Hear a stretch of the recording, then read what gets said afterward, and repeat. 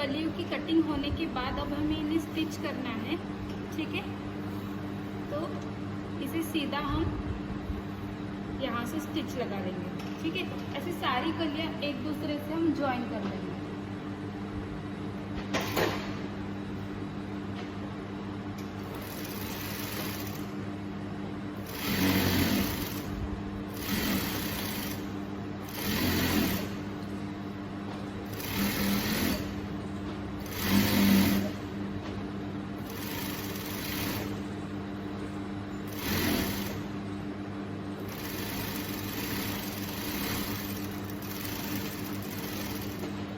इस तरीके से सारी कलियां एक दूसरे से हमें ज्वाइन कर लेनी है। ये सारी कलियां मैंने एक दूसरे से ज्वाइन कर ली है। ठीक है, अगर आपका यहाँ से ऊपर नीचे होता है तो आपको इसे एक जैसे कट कर लेना है। ठीक है, नीचे का पोर्शन ऊपर नीचे होता है तो अब हमें नीचे वाले पोर्शन में लेस लगा लेनी है। ठीक है, लहंगे में लेस अगर हम लगाते हैं तो ज़्यादा अच्छा दिखता है। तो इसके लिए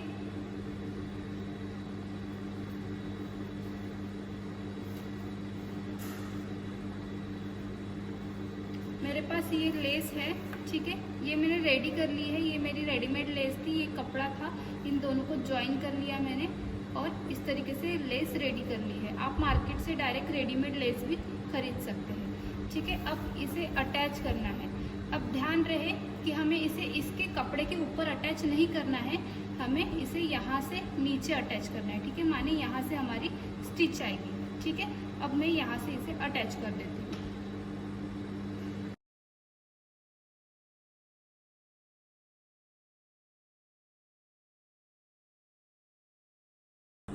इस तरीके से आपको लेस अटैच कर लेनी है। ठीक है, इस तरीके से ये दिखेगा।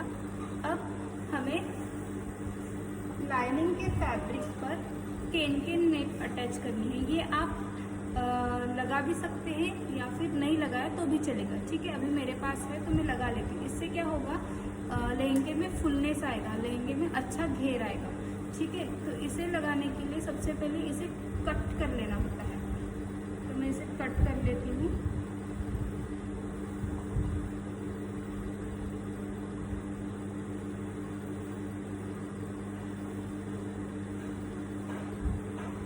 इसे मैं बीच में से सीधा कट कर लेती हूँ।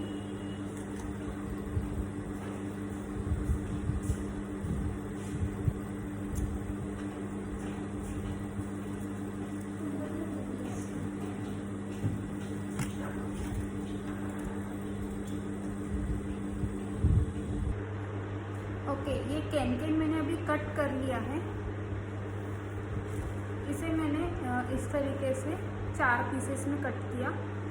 ठीक है, अब हमें इसे एक दूसरे से ज्वाइन कर लेना है जिससे कि ये ऐसे लंबी पट्टी रेडी हो जाएगी। ठीक है, एक दूसरे से सभी अभी पट्टियाँ ज्वाइन कर लेनी है और एक सीधी सीधी लंबी केन की हमें पट्टी रेडी कर लेनी है।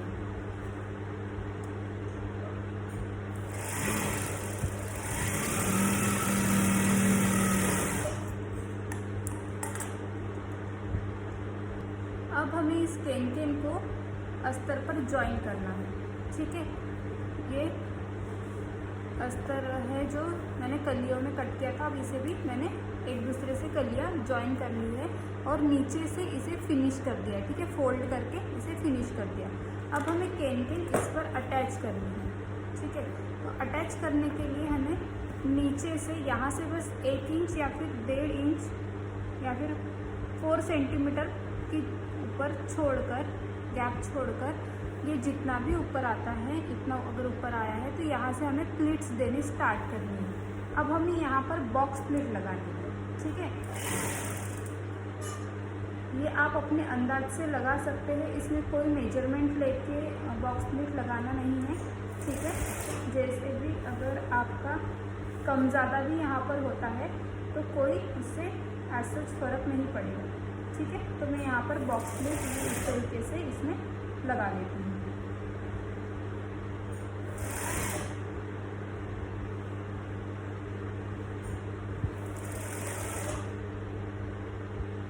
ओके, तो ये मैंने केन इसे ज्वाइन कर लिए इस तरीके से प्लीट्स देकर। ठीक है, तो ये इस तरीके से हो जाएगा। अब हमें इसके साथ अभी मेन फैब्रिक को अटैच करना है, ठीक है।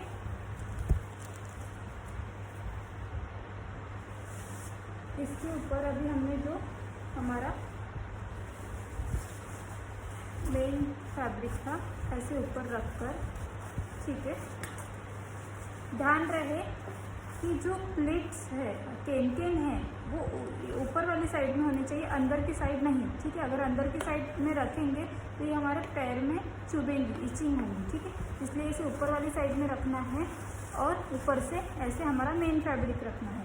यदि आपका मेन फैब्रिक एकदम पतला हो, इससे अगर ट्रांसपेरेंट हो और अंदर की नेट दिख रही है तो आपको थर्ड लाइनिंग का भी इस्तेमाल करना पड़ेगा। मतलब मेन फैब्रिक रहेगा, उसके नीचे और एक लाइनिंग रहेगा और फिर ये हमारा केन वाला लाइनिंग रहेगा, ठीक है। तो इसके लिए आपको 3 लाइनिंग का इस्तेमाल। अब मेरा ये कपड़ा है ये बहुत मोटा है, इससे कुछ भी दिखाई नहीं दे रहा है, तो मैं डायरेक्टली इसका इस्तेमाल कर सकती हूँ, ठीक है। अब क्या करना है, वेस्ट राउंड पर इन दोनों को भी एक दूसरे से मैच करना है और सीधा स्टिच कर देना है। ये वेस्ट राउंड हो गया, यहाँ से सीधा इन दोनों को स्टिच कर देना है। ये मैं स्टिच कर लेती हूँ।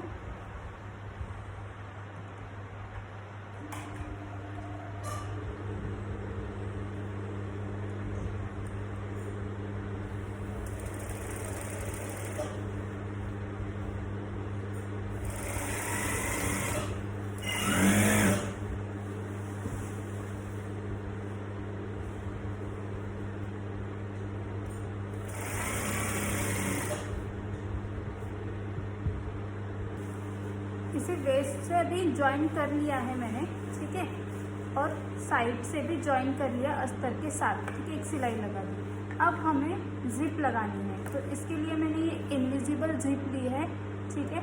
तो इसे हमें अभी इसे अटैच करना है।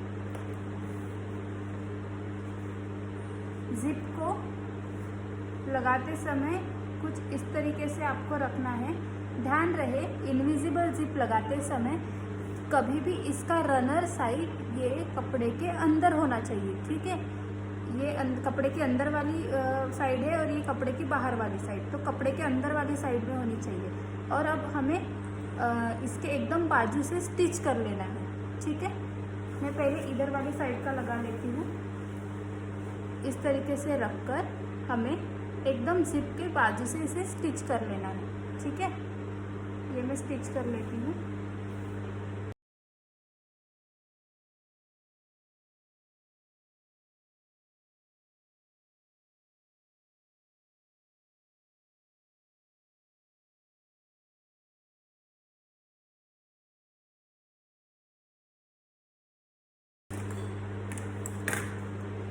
इस तरीके से मैंने यहाँ पर जिप अटैच कर ली है, ठीक है। अब ये जो दूसरा साइड है ये मैं कपड़े के दूसरे साइड मैंने इस तरीके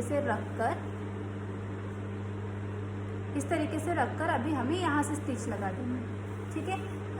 इनविजिबल जिप लगाने के लिए आप सिंगल फुटर का इस्तेमाल कर सकते हैं। यदि उसका इस्तेमाल करते हैं तो आपकी जिप ज़्यादा फिनिशिंग से लगेगी। अगर आपके पास सिंगल फुटर नहीं है तो पहले आप जिप को हाथ से सिल लो और फिर बाद में उसे पक्का कर लो, ठीक है।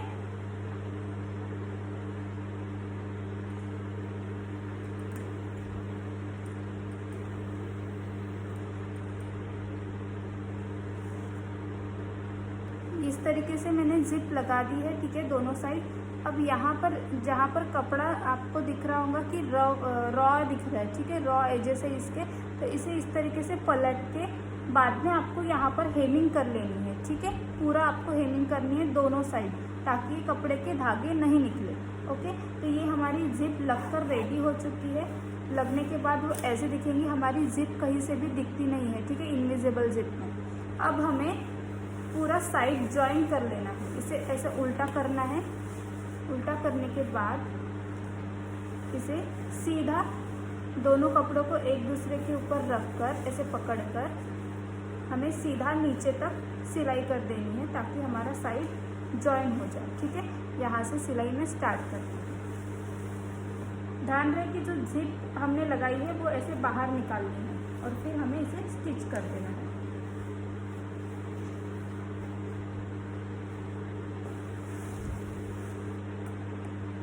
पेन लगाने के बाद हमारा लहंगा थोड़ा हेवी हो जाता है, तो स्टिच करने में थोड़ी दिक्कत जाती है।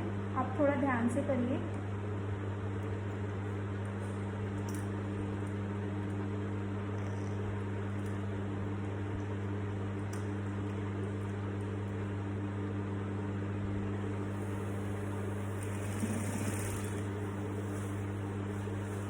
इसे स्ट्रेट पूरा नीचे तक जॉइन कर देना है।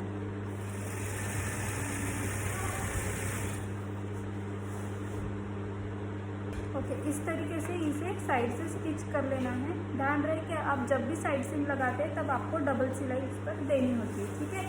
अब इसे पलट लेना है। हमारा लहंगा ऑलमोस्ट रेडी हो गया है। अब बस इसे ऊपर बेल्ट लगाना है, ठीक है।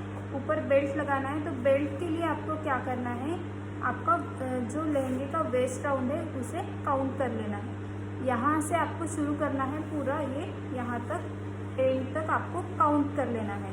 ये आपका अगर वेस्ट राउंड 34 है तो उससे थोड़ा सा ये बड़ा होना चाहिए, क्योंकि ये मैं थोड़ा लूज़ रख रही हूँ। इसमें मैं बंद इंसर्ट करूँगी, ठीक है, नाड़ा डालूँगी। आप इसे बेल्ट वाला भी बना सकते हैं, ऊपर बेल्ट बनाकर हुक लगा सकते हैं, या फिर नाड़े वाला भी बना सकते हैं, ठीक है। तो मैं ये आपका थोड़ा लूज़ आना चाहिए। अगर थोड़ा सा भी अगर ये कम आता है तो आप इसे नाड़े वाला नहीं बना पाओगे, ठीक है। तो मैं इसके लिए बेल्ट कट कर लेती हूँ।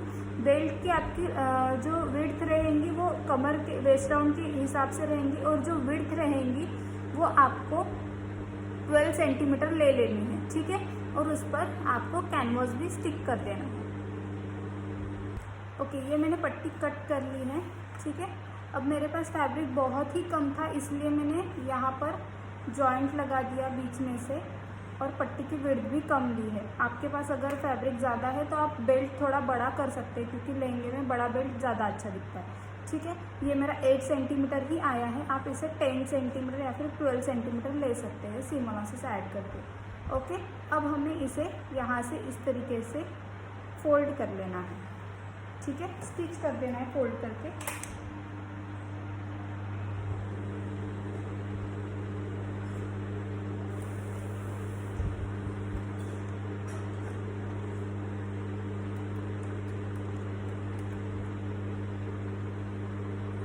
ये स्टिच कर लिया मैंने, ठीक है। अब हमें इसे जॉइन करना है हमारे लहंगे पर, ठीक है। तो जहाँ से मैंने स्टिच किया है, जो मेरा अस्तर वाला पार्ट था, ठीक है, ये मेरा सामने आना चाहिए मेन फैब्रिक, और ये अस्तर वाला है। तो इसे इस तरीके से रख कर लहंगे के हमें बैक में इसे रखना है, ठीक है। ये फ्रंट वाली साइड है और ये बैक वाली साइड के ऊपर ऐसे रख कर इसे स्टिच कर देना है, ठीक है। 1 सेंटीमीटर की दूरी पर इसे स्टिच कर लेना है।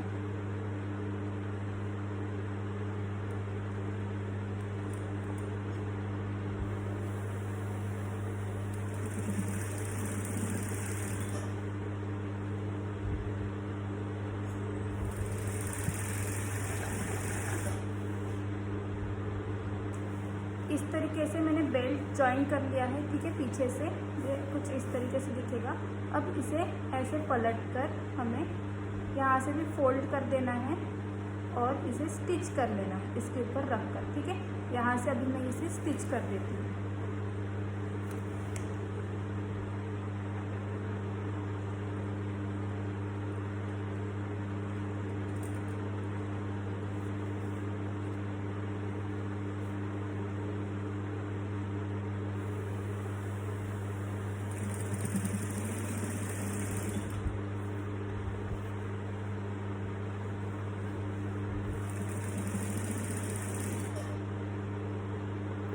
स्टिच होने के बाद हमारा बेल्ट कुछ इस तरीके से दिखेगा, ठीक है। यहाँ से जो जगह है, यहाँ से आप नाड़ा इसे इंसर्ट कर सकते हैं, ठीक है। नाड़ा और जैसे डोरी में आप अलग प्रकार के लटकन लगाकर इसे इसमें डाल सकते हैं, ठीक है। इस तरीके से ये हमारा स्टिच हो गया।